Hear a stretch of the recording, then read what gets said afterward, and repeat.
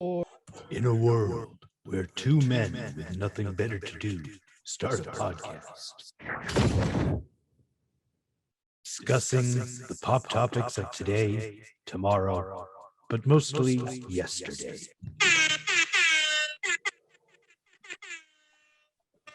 Pop 5 podcast is brought to you by Fear the Gaming Dead and GroovyDude. And this time, they mean business. Hello, and welcome to another episode of the Pop 5 podcast. I am GroovyDude. I art thou fear the gaming dead.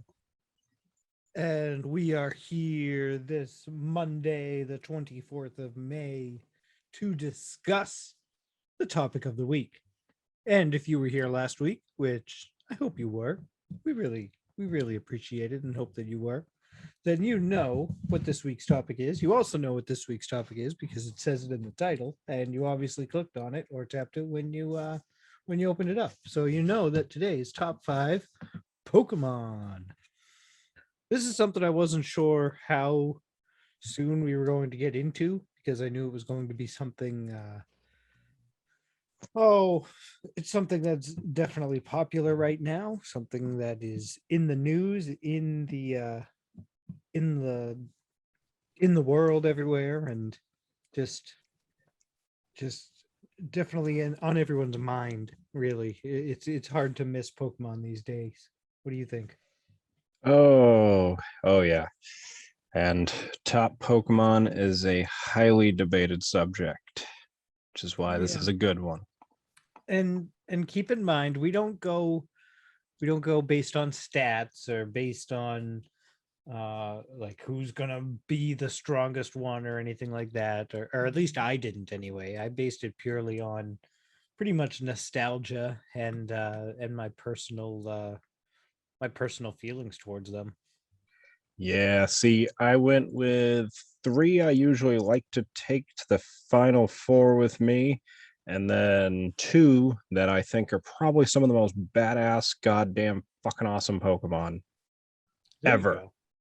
And honestly, what you see of them in the anime and all that stuff, watching them is definitely more adult content, should we say. Yeah. Stuff that children overlook. Right. Well, yeah, so that's going to be our topic of the week. We will get into that shortly, but let's go ahead and start as we always do with the sports news of the week. Sports. So, as you can kind of tell from what I am wearing this week, for anybody not wearing, I am wearing my Bruins sweater. This is an old school one because it's got the A on here.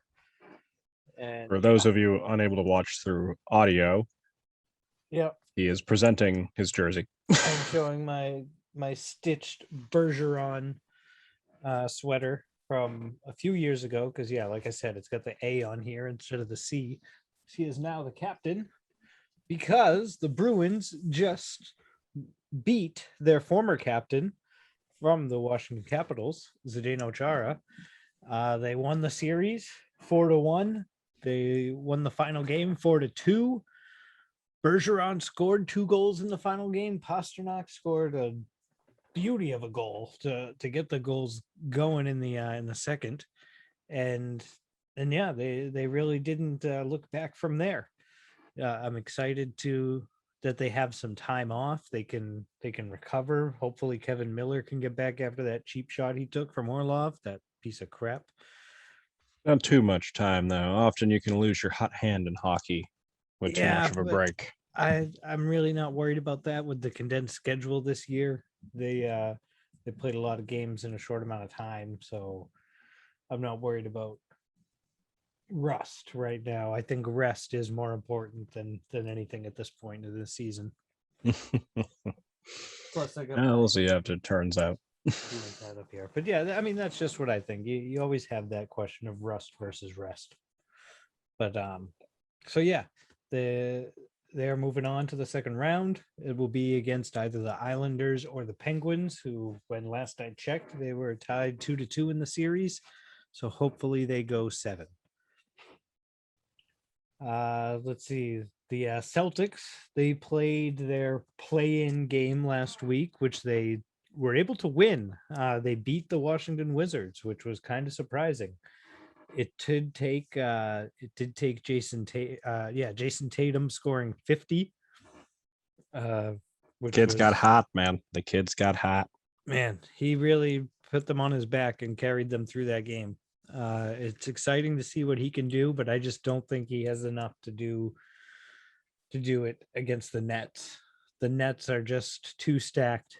They are heavily favored. They've got, I mean, their starting lineup, four of their starting five are Blake Griffin, James Harden, Kevin Durant, and Kyrie Irving.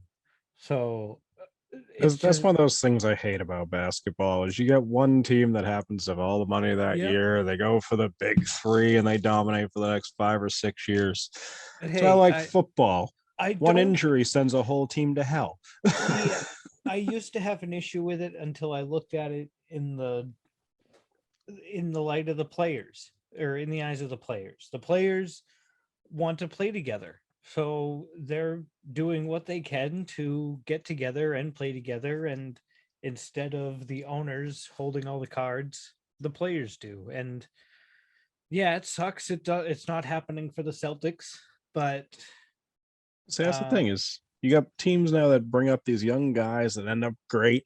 And then as soon as the contract's up, they go play with their buddy somewhere, or they go play with the team that is more stacked. So it's really just whoever is the top team at the time. Every other team's just a friggin' farm team for them. That's true, and it does suck, but hey, it's sometimes you get lightning in a bottle. That's just my take on basketball. But yeah, sometimes you can get a team like the Celtics if they were to pull it off this year. I really don't think they will. I'll be happy if they win a game this series. I do know a lot of the players though are trying to push Baker to, like, because, well, right now Governor of Massachusetts has said that everything is reopening May 29th, which is this Saturday, and the Celtics and Red Sox are both scheduled to play home games on Friday night. So they're kind of pushing to let that happen Friday night instead of Saturday, which I think it's too fast to begin with. So I don't want them to push it to Friday anyway. But yeah, they want a full crowd, because otherwise, chances are Celtics are going to lose the next two games. So they're going to be down 3-0 going into Sunday, which is when the Garden will be fully packed and people will be there, but staring at a series sweep, which is a lot different than potentially 2-0 or possibly 1-1 if they were to win tomorrow night. Who knows? We'll see. Maybe they'll surprise everybody. But no, we do have the Red Sox, who now are, I actually believe, as of the time of this recording, have dropped into second place. But when I was writing these notes, they were tied with Tampa Bay with a record of 29-19 for the best record in the AL East, with the Yankees only a half game behind. The Rays have won 10 in a row, and the Padres have won 9 in a row out in the West to become the first team to 30 wins this year, just beating the Sox out. Happens, man. Long season. Oh, yeah. All right. So what is up with AEW this week? This week on Sunday, we have Double or Nothing. Their pay-per-view of this time. And fans of, late 90s, early 2000s wrestling, if you're not already watching AEW, you should check this out. It's going to have wrestlers such as Christian, Matt Hardy, Dustin Rhodes, Lance Archer, Arn Anderson, Taz, Jake the Snake Roberts, and Sting. Are you getting this? What's your plan for it? I actually am not sure. I believe my friend has invited me down to his place, but I'm going to have to figure that one out. Okay. But then it goes against the new talent, or the, more recent talent of the Young Bucks, Omega, Orange Cassidy, Cody Rhodes, John Moxley, and the son of the late Luke Perry, Jungle Boy. See, I was not aware of that until you said that. Yeah, not many are. At least I certainly wasn't. I found that out like a couple of weeks ago when my cousin, when Scott told me. Hey, you look at him. There's some slight similarity there, and hopefully, with his wrestling career, he, for being a handsome guy, doesn't end up getting Mickey Rourke. Yeah, I'll have to see it again. See him again. Yeah, you got a three-way shot for the heavyweight title. Tag team match between the Young Bucks and Moxley and who is it? You skipped my mind right now, but I mean Moxley's the big name there. But yeah, it's gonna be good. I mean, Sting is wrestling. Jake the Snake Roberts, Taz, and Arn Anderson are off to the side, but one of my favorites is in there, Lance Archer, or formerly known as Lance Storm. Now, what was the deal? I only heard about it. Is that happening this week where Omega or something is offering Cassidy the chance to defer the championship match or something? Yes, this past week he did hand Orange Cassidy a deal. Yes, basically offered to take him out of the match and all that stuff, to which, as Cassidy normally does in his slow, laid back style, he tore the contract up nice and slowly and did it several times before just simply handing it back to Omega. So I don't think he's backing out of this one. This is how I feel about that. It's going to be a great show. It's going to be wicked exciting. I love the stuff they put on. I mean, they do great stuff just in their regular shows. So when the pay-per-view comes around, how much do they go a little more out? Run? I am actually not 100% sure. It has been actually a little while since I've personally paid for a wrestling pay-per-view. I do want to see it, but I work Sunday night, but I do want to watch it. See, my worries is going to be like the WWE where it's like $90 now, but I'd have to check on that. But you know what? I mean, that's what. Way to look. Yeah, I mean, that's pretty much my AEW news of the week. Is basically some great talent coming together, and a lot of old school wrestlers from back in the day are going to be on this show. Like, I'm personally a huge fan of Sting, Jake the Snake Roberts, although unfortunately he doesn't have Damien with him, I believe, anymore. I don't see where I can buy it. There's still tickets available. Hell, too bad we're not down in Florida. Tickets are only $40. Yeah, it's 100% open. I believe this is the first show that they're doing back at 100% capacity. Did you see they're coming to Boston in September, I think? I have not. We will have to get tickets. Where is it? Let me see. September 8th. It's at the Agganis Arena. I was looking up tickets earlier. Like the get-in price is like $30. So I mean, we can get in. Like, don't even have to be that close or anything if we don't want to. Oh hell yeah, man! You want to get up close though? Yeah, but the up close tickets are. Oh, let's see. Their floor tickets $75. Yeah, that's not bad. I'm telling you, man. I've watched some. Those are $250. Watching New Japan and Ring of Honor up close, man. That stuff is fun, and AEW is fucking up there with them. Yeah, that's what I got at least for AEW this week, man. All right, sounds good. On to the news of the week. There was, at least in my world, big news of the new Ford F-150 electric truck that is coming out. It's going to be all electric. Called the F-150 Lightning, and I gotta tell you, it looks pretty good. It's exciting.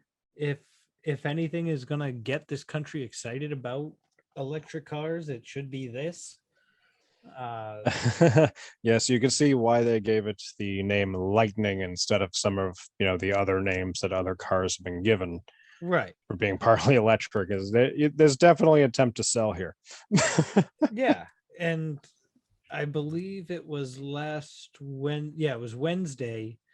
They dropped the YouTube video of it, and showed the clip of President Biden driving it for the first time, Oh God. and uh, from then on, just the leads started coming in for people on that truck, and we didn't have a template or anything for it, so I had to manually do something for every stupid email that came in, and oh God, With I Biden wanted behind to the wheel.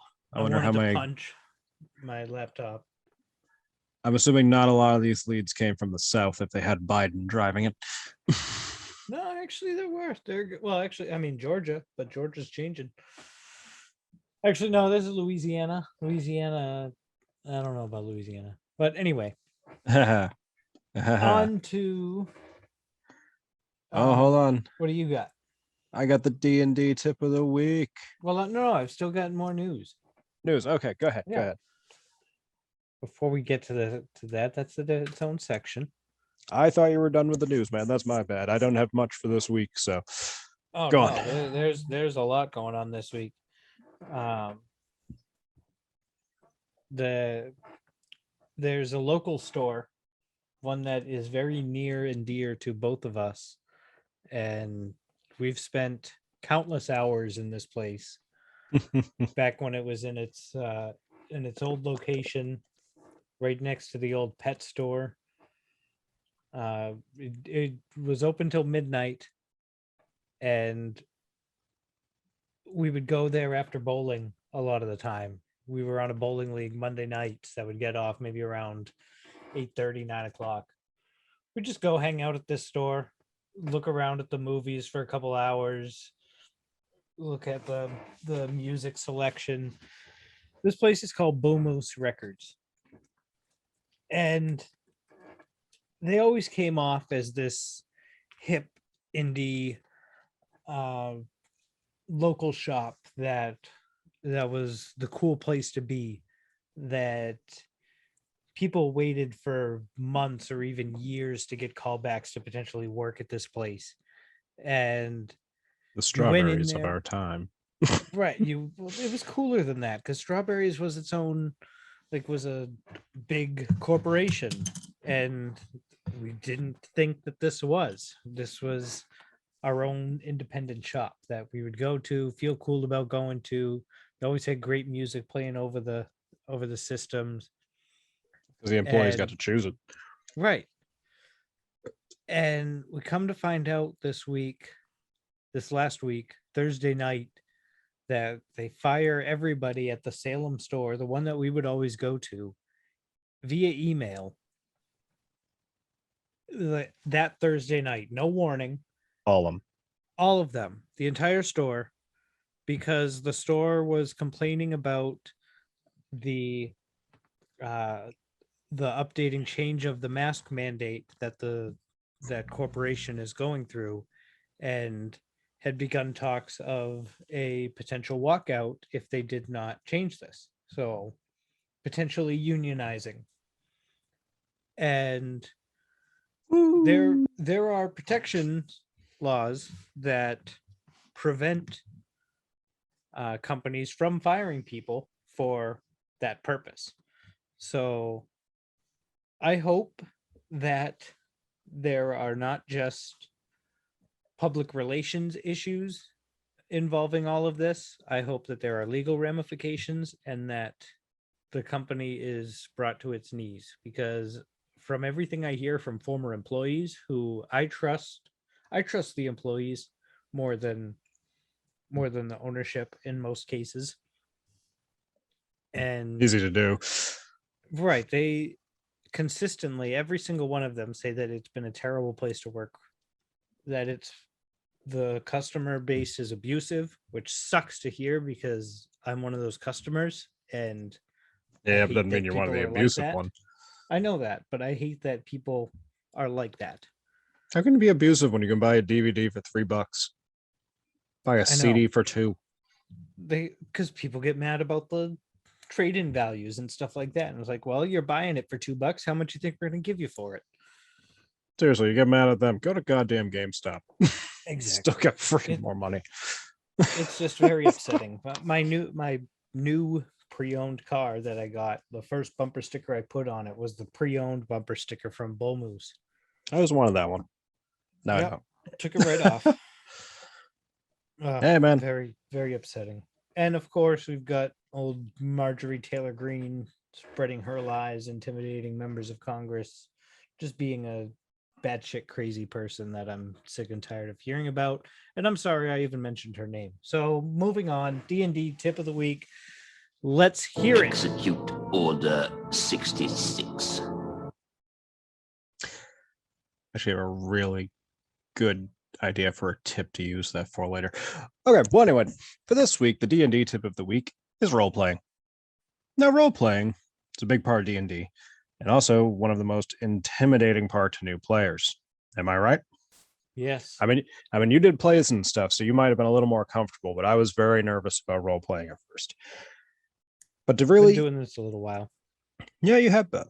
And honestly, one of the things to be able to easily get more into your character and more comfortable with role-playing, build a character you're excited to play, base its personality close to yours, as well as its voice. And as you continue to play, slowly branch out from there. It's a very easy way to be able to fall into your character, and then once you come around to the next one, you can take more of a leap. And I mean, you don't always have to do the voices and stuff. There's always a bunch of other ways that you can role play. You know, doing background stuff. Like my recent character loves tools, so he's always either painting, wood carving, or doing something in the background. my new character is a bumbling old wizard that is obsessed with crystals. Mine's an owl that likes tea and punching things. I also had an old orc that sounded like this. His name's Garnute. Character that started off as chaotic evil that then had to be morphed into a more civilized campaign that centered in Waterdeep. Started full orc, and then he became what he hated, a fake orc. Hey, you got worked around, man. You're gonna bring him back on another campaign. Mhm. But the only other really thing I have for the tip on role playing is, I mean, you got to get comfortable with it over time. You'll get better with it. It really helps with immersion, and finding the right group of people really makes it count, makes it better. And to the DMs, always role play your combat. It makes the game so much better, and you're literally not just reading dice back and forth to each other. Oh yeah. Give them something to visualize. It's one of my favorite parts. One thing every new adventurer should expect and needs to hear.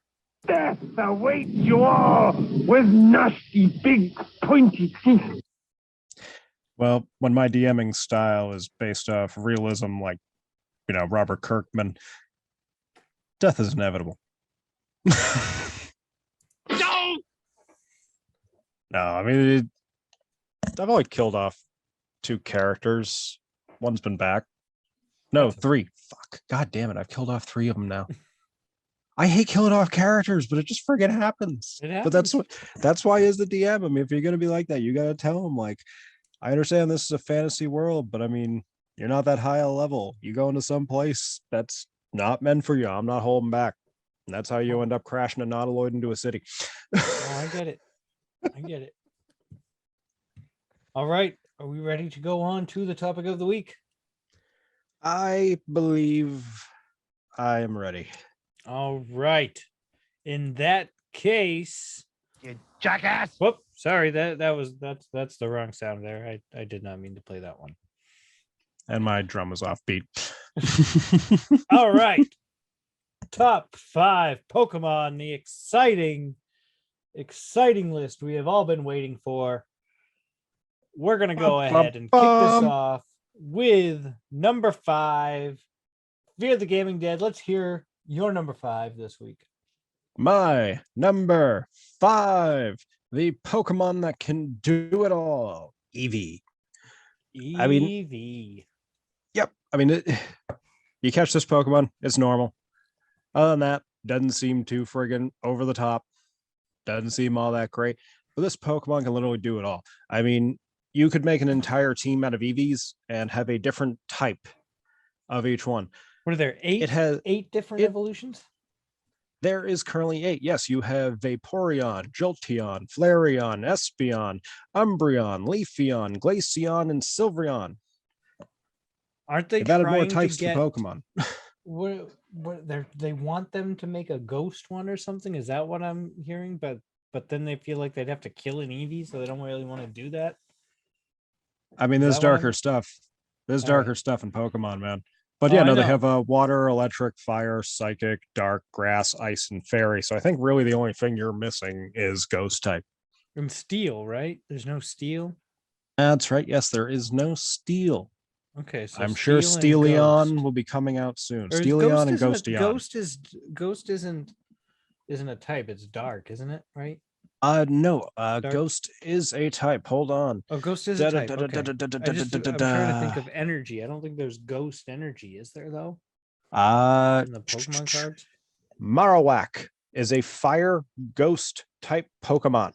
Well, yeah, I mean, we've got like How is there Gengar and fire stuff in too, there? and Ghastly, but what And I'm saying Haunter. is, right? Those are obviously ghost, but I don't think there's ghost energy. I think they use dark energy. I do believe you're right on that. I believe ghost spells are considered dark spells, but I I'm played sorry, way too much D&D. I didn't mean to. I didn't mean to throw you off like that. Sorry. Go ahead. Keep going. Yeah, I think it's either dark or it's psychic. Right. But yeah, I mean, literally, you can build an entire team out of EVs and go through the game and kick the crap out of everybody and have an ability or have a Pokemon that can cover any weakness.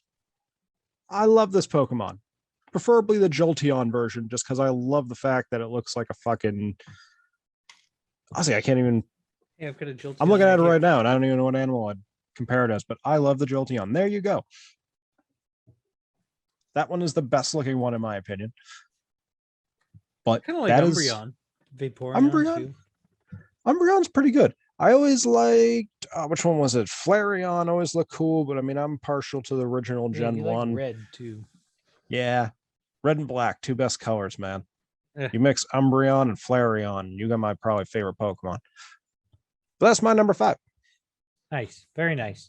My number 5 is the legendary ice bird Pokemon Articuno. I should say, before we get going, I believe all of ours are from the original 151. We're a couple Yeah. of OG players that really don't know as much beyond those original 151. Obviously, there's 1,000, I think, or something now. So, and I've gotten somewhat familiar more with Pokemon Go and Pokemon cards, but all of mine are the original 151. There is 898 Pokemon. If you were to consider another one in there, which I have as an honorable mention, it'd be Right. 899. Which is, yeah, I don't think that's technically a Pokemon, but I know what you mean. Anyway, We'll get to that one. so Articuno. The reason I've got Articuno, I base mostly mine on nostalgia and my feelings from playing the game and stuff like that. And I remember watching the show for the first time, and they finish an episode. I think it's the first episode, and Ash sees the Articuno flying at the end of the episode, and it's one of the most incredible things he's ever seen. And as a kid watching that for the first time, it was one of the most incredible things I had seen either as well. The first time I caught it in Pokemon Blue that I was playing, I actually used my Master Ball to catch it, not knowing that I needed the Master Ball to catch Mewtwo. So I was kind of screwed there. I was not able to get Mewtwo on that game. I'm assuming but- this was before you did the whole, multiply item walkthrough. Oh yeah, before I knew about all that, because then I used that for the rare candies and just powered everything up. But I was never able to catch the Mewtwo. Or no, I think I was able to catch a Mewtwo with an Ultra Ball eventually. Oh yeah, no, you tear him down like he's got 1 HP, and you're like, right. you're just throwing Gotta friggin' put him to debuffs sleep at or him. something. Oh, But For sure, I had to that's have him my Articuno. paralyzed, sleeping, and God, something else. And I finally caught him without a Master Ball. Right. It's ridiculous. Yeah, So, Articuno, yeah. one of the great legendary birds, man. And One of the my number 4 is the I think everybody loves this guy. The big sleepy Snorlax. He's known for just kind of blocking paths and I mean getting in your way. I remember the first time coming up to him in Pokemon as well, playing. You like, well, what do you do? How do you get past him? And you find out you have to play a song. So you got to go find the flute, and then you got to go back with the flute and wake him up, play the song. yes, And I believe that's what causes you to have to go through Lavender Town, go through the was it the Zubat Cave? right. Oh yeah. Mount no, that's the rock tunnel. Yeah, because he's blocking everything. You got to go through the rock tunnel, and he's definitely just a lovable Pokemon. He's pretty powerful in the sense that he can take a ton of damage. Like he is the literal tank that you hear about in like D&D and stuff like that. He can take a beating. And when he hits you, he doesn't want to hit you, but if he hits you, it's gonna hurt. And not always the most accurate Pokemon, but No. when he does hit, it does damage. Yep. He just wants to sleep and be left alone. Yeah, he just has to find better places to sleep. Exactly. This trail looks nice. Ooh, you're gonna get disturbed, buddy. All right. It's gonna be no.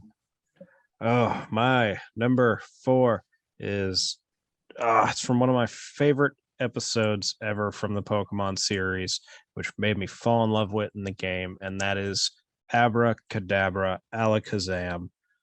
Any one of those 3. It's the entire which one? evolution. I mean, personally, I go with Kadabra pick one. just because of the Alright. episode. But I mean, first time you see it is when Ash is facing off against the gym leader Sabrina.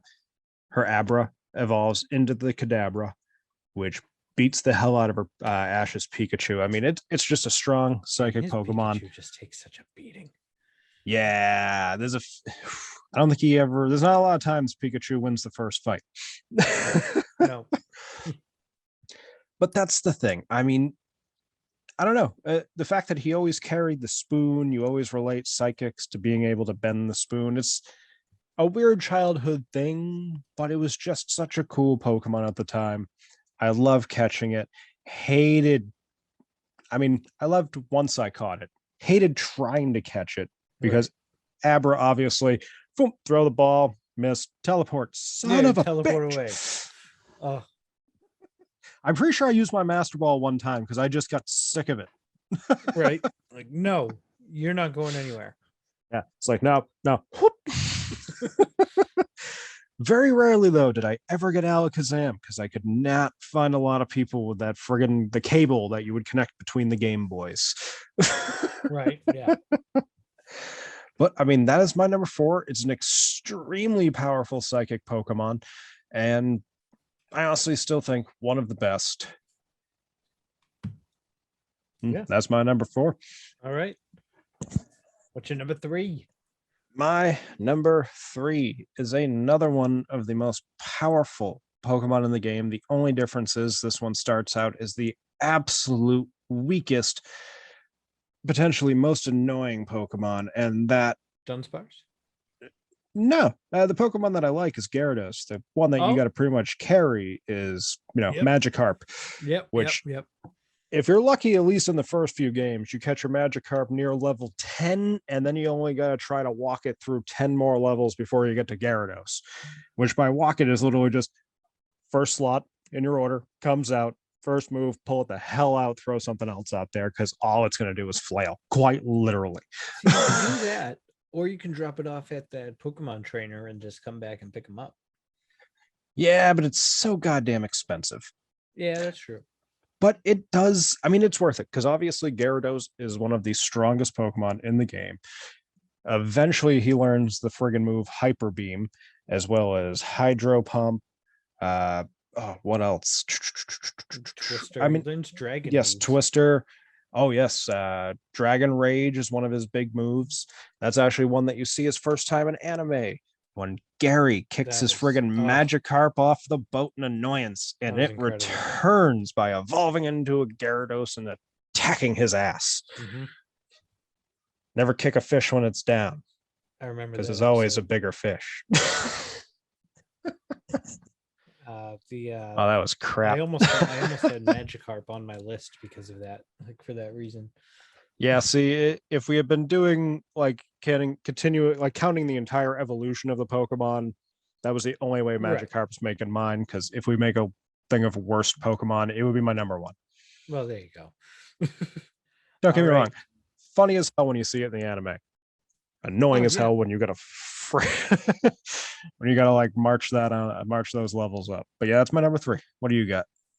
My number 3 is the first starter I ever took in Pokemon Blue, and that is Mr. Bulbasaur. I love this little guy. He is my favorite starter. He gives you an advantage on the first 2, even 3 gyms that you come up against. Yes, I believe he is considered the easy difficulty technically. Oh, whatever. No. I mean, it really depends because I mean, obviously later in game, it becomes much more difficult. But I have just Right. heard people refer to it as like the difficulty of being Bulbasaur, Squirtle, Charmander. I suppose that makes sense because I mean, but the first gym leader you've got is Brock, and Brock obviously has got the rock Pokemon. So, But not to take anything away from Bulbasaur. I mean, he is a very powerful Pokemon. It just seems that's how it was set up in the first game, but it has no bearing on how good of a Pokemon he is. well, no, that definitely makes sense, and I can see that looking at it with the lineup because, yeah, if you have Charmander going up against Brock and then Misty, you're definitely at a deep disadvantage those first 2 rounds. Yeah. But you have your ups and downs with each one. Yep. I was like Squirtle, but Bulbasaur, he was the first guy I picked. I love the idea of just being that flower that's growing on his back, and as he grows, the flower grows so it can finally bloom as he becomes Venusaur. And watching a solar beam come out of that. Right. Watching him in the anime is great too. Bulbasaur. Just any of the starters are a great pick, and I know most people would go Charmander or Charizard because of what he becomes, and obviously Charizard is pretty badass. But I always like like me some Blastoise, Bulbasaur. man. I always like Right. Blastoise, dude. You got a shell with 2 cannons out of the Yep. thing. And don't get me wrong, Charizard, badass dragon. But Venusaur, Mm-hmm. friggin' epic thing with the plant. Epic monster. Blastoise, same thing. Charizard, just a dragon. Oh yeah. Just a dragon. It's got fire on its tail. What else otherwise? Just dragon.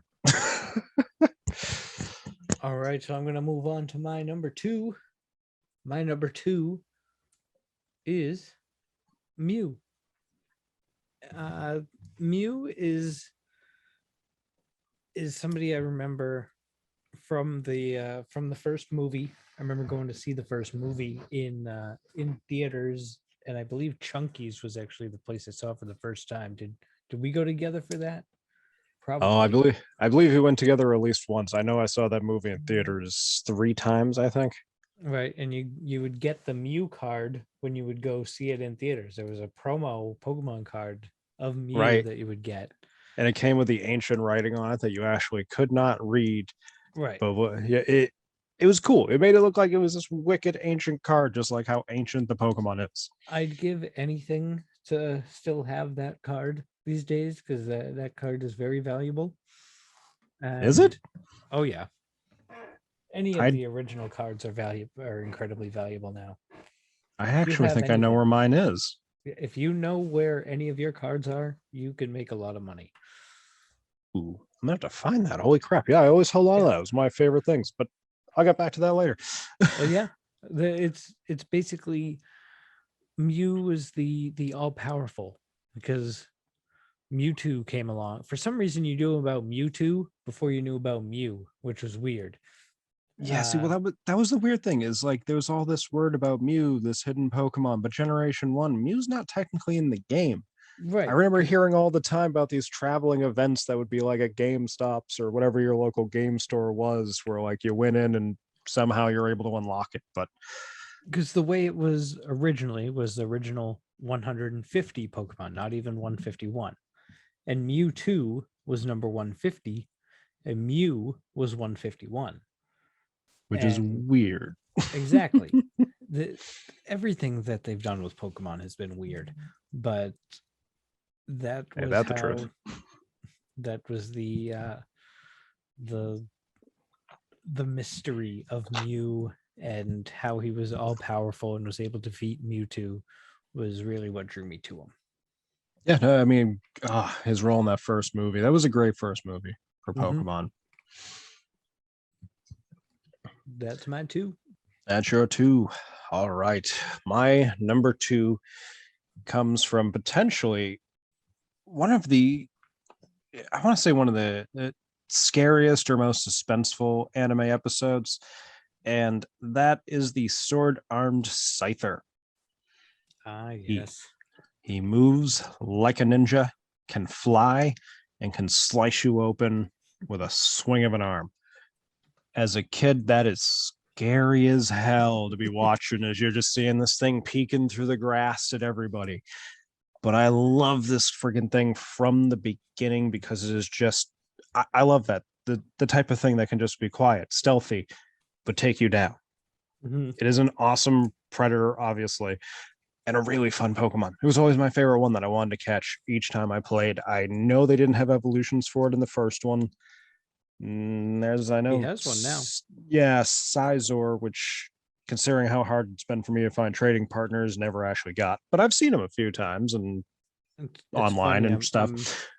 in playing Pokemon Go right now, Scyther is actually my buddy as I'm trying to get enough candies to evolve him. I think I only need 2 more candies and I can evolve him.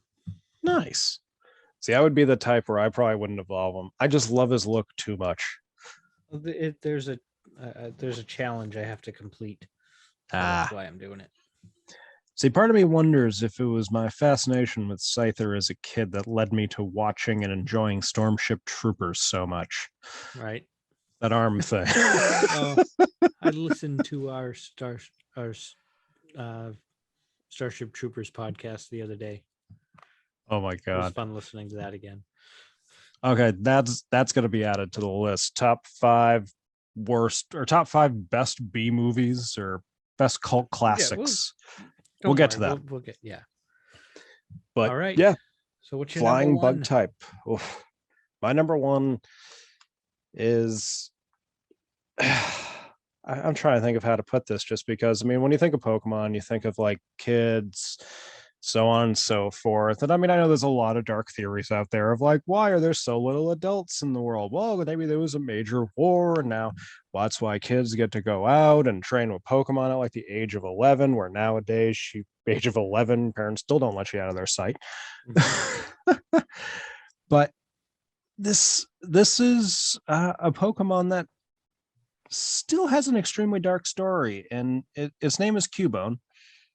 And from the very first game on, I mean, you're introduced to this thing, and basically you find out that its mother has died, attempting to protect its baby from Team Rocket. Obviously, already a sad story. But then, as you look into the background of this character, you realize how badass it truly is, and how much this character or these Pokemon really go through. The skull that it wears on its head comes from its dead mother. Which, when you think that this is a kid's show, that's a pretty dark thing. But that is definitely why this is my number 1. Because, I mean, out of all the freaking stuff in the world, I mean, that might be one of the darkest thing in Pokemon. Until you add in this factor. When it thinks of its mother, it cries within the skull, and the sound of its cries echo out for like miles. Eh, Dude, I mean, you want to go with just like dark Pokemon that will still just go out there, pull a fucking bone from the ground and beat your ass with it. Cause it don't give a fuck. nope, I mean, not at all. that is why I had to put this as my number one. I won't lie. I usually catch one. I rarely take it to the final four with me. But Mhm. when you consider just like the badass background, this was like the first one that really made you just look down the list on your Pokedex and go, what? Wow. Right. Oh yeah. That's my number one. All right. Which brings me to my number one. This is probably a surprising pick for most people out there. I don't know of many people who have this as their favorite. Um, from day one, pretty much. The first time I saw this Pokemon, I was like, that right there is the cutest thing I've ever seen. And this is the fire puppy Growlith. I mean, how can it not be? Look at the little thing. I mean, it is absolutely adorable. Arcane was it's oh god, I yeah, it cannot. evolves into Arcanine. Yes, which is and- just like a giant version of the fluffy little thing. Exactly. It's a giant dog, a giant fire dog. It was supposed to be legendary, which is kind of a weird backstory where it was like this was originally gonna be a legendary Pokemon, but we changed it at the last minute. Like, well, why even give us that tease? Like, why even give us that little tidbit if you weren't gonna do it? So Growlith is on the edge. He's on the edge of glory, really, and the edge of greatness, but he will forever be just my little cute guy, my little fire pup, for no other reason than his adorability. Growlith is my favorite Pokemon. See, I love that one. That is such a good pick. I mean, from all the original Pokemon, that one is just it's adorable, but it's badass. It can fight. Yeah, And exactly. honestly, oh, I I would catch him. I would definitely try to catch at least two or three so I could keep one and evolve the others. But yeah, that's so just a quick recap of my list. You got Articuno number 5, Snorlax 4, Bulbasaur number 3, 2 is Mew, and number 1, the fire pup Growlith. my 5, Eevee, Kadabra, Gyarados, Scyther, and Cubone. I do have a couple honorable mentions. Yep. One that actually goes off your number one there. I love Growlith, but when I found this this dog in Generation 3, it was, obviously because there's not a lot of crossover, at least around that time, became one of my favorite dog ones, and that's Poochyena, Oh, yep. Yep. which then evolves into Mightyena. Mm-hmm. Honestly, badass dog, but I mean, any kind of dog, wolf type Pokemon, most Pokemon are cute. But I mean, other than that, I mean, I want to say one that could have made this list and has only ever appeared in, I think it was the first generation games. Mm-hmm. Missing Number. Oh, yeah. Anyone who played the original Pokemon, Red, Blue, Yellow, should know of this. And if you don't, you need to go back and replay it again. Because finding the missing number Pokemon meant gold. Never catch it, though. Out. No, yes. it would glitch your game out. No, only if you caught it. Right. If you ran away or you defeat it, you get whatever is in your next slot. Your 6th spot. Yep. You gain like 99 of them. Yep. It was one of the earliest cheat codes I ever learned in anything, and that was back when Game Shark was a thing. Right. Oh, yeah. That's what I got. All right. Any honorable mentions on your end? I mean, you really talked about it there already with the Eevee. Eevee was on my honorable mentions. because of the variety of what it becomes, and also just it's a cute little fox as well. A lot of mine is based on Yeah. how cute they are. So like Ninetales too. That one I was thinking about. Right, Oh no, what's the first one? Ninetales is the evolution, correct? right. The Vulpix. Vulpix. Yep. Yes. All right, let's go ahead and figure out what we're gonna do next week. Do you have the list? I do. We got best summer foods, Right. best Disney villains, Yeah. best bad movies, Okay. best toys of the 90s, Yeah. Tarantino characters, Okay. and Simpsons episodes. All right. Here we go. I've got the D6 right here. I am Roll that hitting beautiful D6 footage. roll 4. That comes out to best toys of the 90s. Best toys of the 90s. All right. Now So to this will be exciting because this is obviously our childhood. This is right in our wheelhouse. I am very excited. I already have an idea of definitely what's going to be either one or two. I got to tell you, we got to do best candy of the 90s sometime so we can explain to 20 and younger what Lucky Strikes were. And Razzles. Ah, that's true. But yeah, I mean, best toys of the 90s. There's going to be a lot of stuff in here that nowadays would be completely illegal to give to a child. Right? What about a Bop It? Does Bop It count? Right. Oh my God, where they teach you zero tolerance in school these days for hitting anybody. But back in our generation, they would. Twist it. Oh, Bob, I was thinking of the friggin' was it the like the you'd put the giant inflatable things over your hands Yeah, and you'd punch the other one. Yeah. There's those two. All right. Yeah, that was an interesting time, and I can't wait to explore it. All right. Well, we thank you for being here. Go ahead and like and subscribe wherever you are listening or watching this fine podcast. Well, you can only watch it in one place here on YouTube. So we appreciate any subscriptions and follows and comments. If you like it, let us know your list and what you'd like to hear from us. And if you'd like to join us sometime, we'd love to have a guest. And we look forward to seeing you next week. Yeah, it's gonna be a fun one. All right. I will talk to you later. Yes, I will see you at D&D, sir. To everyone else, have a wonderful night. Good night.